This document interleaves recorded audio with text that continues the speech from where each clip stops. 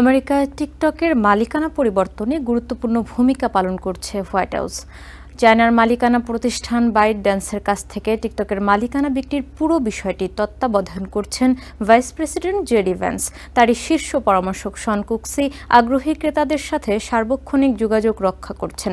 এরই মধ্যে টিকটক কিনে নিতে দেশের 4টি আলাদা গ্রুপ প্রতিদ্বন্দ্বিতা করছে বলে জানিয়েছেন প্রেসিডেন্ট ডোনাল্ড ট্রাম্প।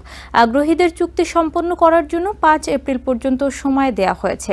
দেশে বর্তমানে জনপ্রিয় এই অ্যাপটি ব্যবহার করছে 170 মিলিয়ন মানুষ। তবে এটি আগামী মাসেই বন্ধ হয়ে যাবে যদি না ByteDance কোনো আমেরিকান ক্রেতার কাছে মালিকানা হস্তান্তর করে।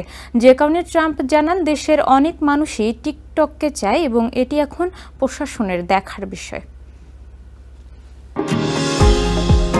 নিউ ইয়র্ক থেকে সম্প্রচারিত TVN 24 টেলিভিশন বিশ্বজুড়ে বাঙালির কণ্ঠস্বর।